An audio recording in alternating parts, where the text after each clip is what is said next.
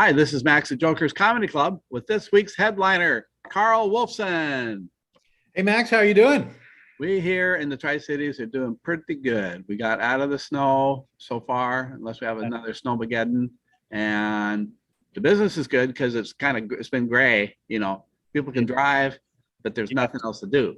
Yeah, I grew up in South Jersey, right across the river from Philadelphia. So we had plenty of snow and plenty of gray days growing up. So I think I'll be able to make it from Portland to there. So what was your like childhood growing up? What was it like?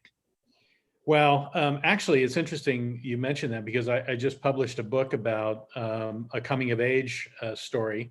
Um, that's kind of chronicles how I started to be a comedian when I was 11 years old. And it all revolves around the Philadelphia Phillies' great collapse of 1964. They had a 6.5 game lead with 12 games to go, lost 10 in a row. It was still the greatest collapse in Major League Baseball. So I published a book at the end of 2017 called Slide, which was about the Phillies collapse and how my family and I dealt with it. And I dealt with it by going to comedy to cheer everyone up. So, it's really selling well in Philadelphia and on Amazon. I'll actually bring some copies to sell after the show. Oh, excellent Yeah. idea. Yeah. Yeah. And was that like Richie Ashburn? Was he on the team then? Richie Ashburn was the first year as a broadcaster that year. Richie, last season playing Major League Ball, was with the 62 Mets. In fact, when I was at a father-son dinner at our church in September '63, and Richie was going around doing the circuit about those stories of the 62 Mets, which was the worst team in baseball history. And one of his lines was, "I was voted the best player on the worst team in baseball," and I didn't know how to take that. But he started his broadcast career in 1964. Richie Ashburn, Bill Campbell, and By Som, and I talk about that in the book. And as a matter of fact, in 1995, when Mike Schmidt and Richie Ashburn were elected to the Hall of Fame, I went to Cooperstown and saw the ceremonies. I was at a minor league game up in Spokane some years ago. I guess the Indians play. Are they still up there? Yes, I think they're just single A now. I think we play them here in the Tri-City Dust Devils. Yeah. One of my lines is I was there and they brought a group of Native Americans to sing the national anthem in their native language, and they got the words mixed up and the game was rained out. So I like that. My memory, we used to go out. We used to get clip off free passes off a milk carton and go to they were AAA Dodger franchise then. And one day I noticed I was looking at the visitors scorecard and Don Larson was warming up. He would go back down. That's in the days when they'd go back down to the minors to kick around another couple of years and stuff like that. So is this before his 56 perfect game? that was after. Wow. Yeah, no, he was on the way. He was on the downside, and I probably only one in the fan that in the stands that knew who that was. And I went over and asked him for his autograph, and he ignored me. Well, for those listening to this who may not know Don Larson, he pitched a perfect game, the only perfect game thrown in the World Series, 1956. This will be actually the only comic I know. I know one other comic that did this, but I've kept a database of my shows, and I started in 1980.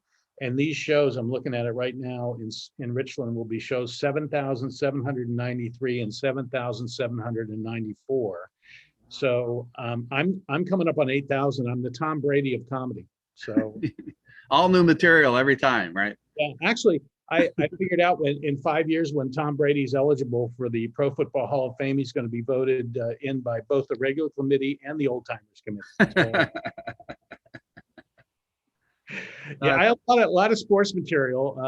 If you know Philadelphia fans, I was actually at the game with my dad in 1968, last game of the year when they booed Santa Claus in Philadelphia.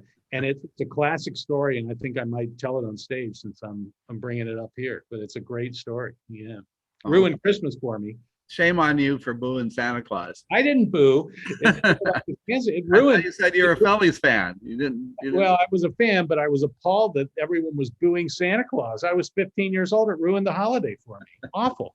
I'm really looking forward to getting out of Portland a little bit. I've done a number of shows in Richland over the years. I think about actually 27 I've done over the years, but I haven't been there in about a decade.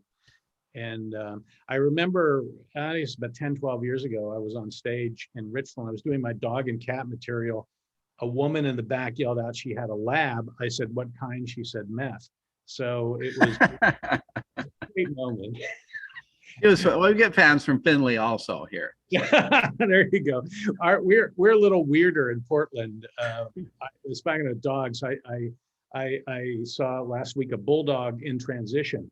You know, in 6 weeks he'll be a pug. So you never know. Great. I'm really looking forward to this.